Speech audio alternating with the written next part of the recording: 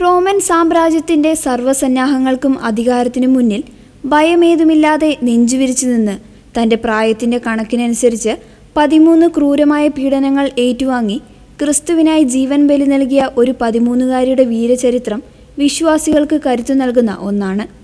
4-ാം നൂറ്റാണ്ടിൻ്റെ ആരംഭത്തിൽ ഡയോക്ലേഷ്യൻ ചക്രവർത്തിയുടെ ക്രൂരമായ ക്രൈസ്തവ വേട്ടയാടലിനു മുന്നിൽ അചഞ്ചലമായി നിലകൊണ്ട സ്പെയിനിലെ വിശുദ്ധ എവ്ലാലി ഓഫ് മെറീഡയുടെ അത്ഭുതകരമായ രക്തസാക്ഷിത്വത്തിൻ്റെ ഓർമ്മകളാണ് ക്രൈസ്തവ സമൂഹങ്ങളിൽ വലിയ ആത്മീയ ഉണർവ് പകരുന്നത്. 1700 വർഷങ്ങൾ കഴിഞ്ഞിട്ടും ചരിത്രത്തിന് മായ്ക്കാനാവാത്ത ആത്മീയ വീര്യത്തിൻ്റെ കഥയാണിത്. ക്രിസ്തുവർഷം 290-ൽ സ്പെയിനിലെ മെറീഡയിലെ ഒരു അതിസമ്പന്നവും സ്വാധീനവുമുള്ള കുടുംബത്തിലാണ് എവ്ലാലിയ ജനിച്ചത്. എല്ലാവിധ സുഖസൗകര്യങ്ങൾക്കും നടുവിലാണ് വളർന്നതെങ്കിലും ചെറുപ്പകാലം മുതൽക്കേ അവൾ ക്രിസ്തുവിശ്വാസത്തിൽ അടിയുറച്ചു ജീവിച്ചു. ചക്രവർത്തിയുടെ കടുത്ത വേട്ടയാടൽ ആരംഭിച്ചപ്പോൾ കുരുന്നായ മകളുടെ ജീവൻ അപകടത്തിലാകാതിരിക്കാൻ മാതാപിതാക്കൾ അവളെ വീടിനുള്ളിൽ ഒളിപ്പിച്ച് താമസിപ്പിച്ചു. എന്നാൽ തൻ്റെ വിശ്വാസം പരസ്യമായി പ്രഖ്യാപിക്കാൻ ഉറച്ച എവ്ലാലിയ ആരുമറിയാതെ വീട്ടിൽ നിന്നും ഇറങ്ങി റോമൻ ഗവർണറായ ഡയോസിയൻ്റെ മുന്നിൽ നേരിട്ട് ഹാജരാകുകയായിരുന്നു.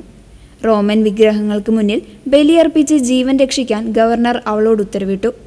ഒരു കൊച്ചു പെൺകുട്ടി ഭയന്ന് വഴങ്ങുമെന്നായിരുന്നു ഭരണാധികാരികൾ കരുതിയത്. എന്നാൽ വിഗ്രഹങ്ങളെ തള്ളിപ്പറഞ്ഞ് താൻ യേശുക്രിസ്തുവിൻ്റെ മാത്രമാണെന്ന് അവൾ ഉറപ്പിച്ചു പറഞ്ഞു. എവ്ലാലിയയുടെ ധീരതയിൽ പ്രകോപിതരായ റോമൻ അധികാരികൾ അവളെ അതിക്രൂരമായ പീഡനങ്ങൾക്കിരയാക്കി. ചരിത്രരേഖകൾ പ്രകാരം അവളുടെ പ്രായത്തിലെ ഓരോ വർഷത്തിനും ഓരോന്നെന്നോണം 13 അതിക്രൂരമായ പീഡനങ്ങളാണ് അവൾക്കുമേൽ അഴിച്ചുവിട്ടത്. അവളെ ചമ്മട്ടി കൊണ്ട് ക്രൂരമായി അടിച്ചു തകർത്തു. ഇരുമ്പ് കൊളുത്തുകൾ കൊണ്ട് അവളുടെ മാംസം കീറി മുറിച്ചു. വസ്ത്രങ്ങൾ ഉരിഞ്ഞുമാറ്റി പന്തങ്ങൾ കൊണ്ട് ശരീരം മുഴുവൻ പൊള്ളിച്ചു. തീക്കനലുകളിലൂടെ നഗ്നപാതയായി നടത്തിച്ചു.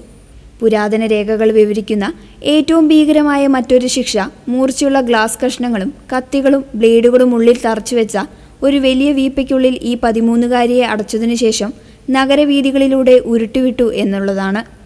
എന്നാൽ ശരീരമാസകലം ചോരയൊലിച്ചപ്പോഴും ക്രിസ്തുവിനെ തള്ളിപ്പറയാൻ അവൾ തയ്യാറായില്ല. അവൾ അനുഭവിച്ച ഓരോ പീഡനവും അവളുടെ വിശ്വാസത്തിൻ്റെ ആഴം കൂട്ടുകയേ ചെയ്തുള്ളൂ. ഒടുവിൽ ഈ കൊച്ചുമിടുക്കിയെ റോമൻ പടയാളികൾ കുരിശിലേറ്റി മരണശിക്ഷയ്ക്ക് വിധേയാക്കി.